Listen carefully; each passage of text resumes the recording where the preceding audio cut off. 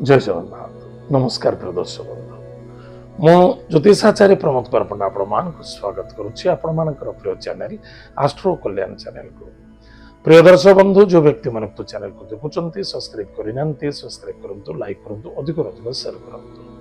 एवं आसतु जाना देवगुरु बृहस्पति चलन देवगुरु बृहस्पति मिथुन राशि कर्कट राशि को आगमन करेंगे 18 अक्टोबर 2025 मसीहा रात्र 9:39 12 सेकेंड कर्कट राशि स्थिरता रही कार्य दक्षता प्रारंभ करेंगे एवं 5 डिसेम्बर पर्यंत क्यों राशि कर्कट राशि के राशिफल हूँ जो व्यक्ति जन्म जातक राशि हूँ मकर राशि अन्यथा जो व्यक्ति जन्म जातक लग्न हूँ मकर लग्न जदि आपण पाखे जातक नहीं नाम राशि हूँ मकर राशि तार निश्चित रूप से देखा भूलु ना एपिसोड देखु एवं कार्यक्षेत्र को नहीं केमिति भल भाव चलवा केमिति भल भाव कार्य सफलता पाइबा ये मौका उठेबा बहुत आवश्यकता अच्छे ताहले प्रिय दर्शक बंधु प्रथमतः ध्यान दियंतु देवगुरु बृहस्पति घर क्योंटा ना धनुराशि एवं मीन राशि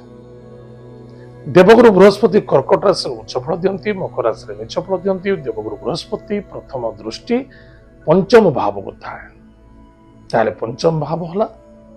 क्यों राशि ना बिछा राशि द्वितीय भाव होला मकर राशि तृतीय भाव होला मीन राशि जदि आपणकर जन्म जातक राशि हूँ मकर राशि अन्यथा लग्न हूँ मकर एत व्यतीत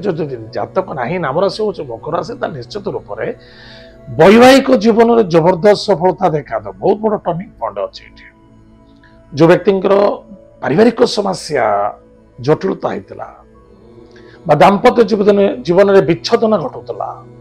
निश्चित रूप से सुधारता मिल बहुत वर्ष विवाह कौन से जोगाजोग हो पार ना निश्चित रूप से चेष्टा प्रतिचेष्टा करूँ आपको बहुत बड़ फायदा मिल पार्टनरशिप बिजनेस सफलता देखा किंतु स्वास्थ्य प्रति ध्यान दबा बहुत आवश्यकता अच्छे देवगुरु बृहस्पति दृष्टि बहुत भारी स्वास्थ्य प्रति ध्यान दबा पॉजिटिव थॉट नहीं चलवा इनकम सोर्स रे बहुत भल रपार वाणिज्य क्षेत्र में जबरदस्त सफलता देखा दब जॉब क्षेत्र में प्रमोशन पोजिशन इंक्रीमेंट मिलवार प्लानिंग देखा दे बरं आपंकर इंक्रीमेंट हो प्रमोशन हो पोजिशन हो एसबू जिन भले आप मार्च मस मिलू एप्रिल मस मिलू मे जुलाई मिलू कि प्लानिंग हम ये मसरे निश्चित सफलता देखा दब अन्यथा जॉबलेस अच्छा जॉब आप हाथ में ना निश्चित रूप से प्लानिंग करूँ चेष्टा करूँ इंटरव्यू दिंतु एजुकेशन को आरंभ करूँ निश्चित से सफलता देखा दब भाई भौणी मित्रता मध्य सपोर्ट सहयोगिता बढ़ कहारी स्वास्थ्य को सेवाकारी कार्य सिद्धि और सफलता देखा दब वैवाहिक जीवन में लाभ मिल नूतन परिवार पुरातन परिवार रे शांति सुख समृद्धि देखा दब निश्चित रूप से देवगुरु बृहस्पति जो चलन है मकर राशि बहुत बहुत बहुत सफलदायक अटे प्रदर्श बंधु निश्चित रूप से आप बुझीपे जदि सप्तम भाव एकादश भाव और पराक्रम क्षेत्र में आप बृहस्पति दृष्टि अच्छी आप जहाँ चाहिए करें किंतु मन रखि दरकार बृहस्पति आप राशि प्रति दृष्टि पकई अन्याय अत्याचार बा कौन भ्रष्टाचार कार्य करने उचित नुहे मिथ्यार सहारा नियंतु नहीं निष्ठावान हूँ पवित्रवान हूँ एवं ईश्वर प्रेमी हूँ परिवार मध्य माता पिता को भक्ति श्रद्धा आदर करूँ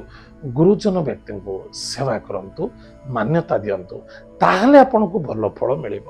जदि आप सब जिनस पाखे ना निश्चित रूप से रिजल्ट तो भल आसो कि समस्या कठिनता आसो टे सावधान रहा ताहले प्रतिकार हूँ प्रत्येक दिन प्रातः समय स्नानादि कार्य सारी किसी सूर्यनारायण को जलरक्ष दान करवा सोमवार गुरुवार शनिवार दिन महादेव को जलदान करवा प्रत्येक गुरुवार दिन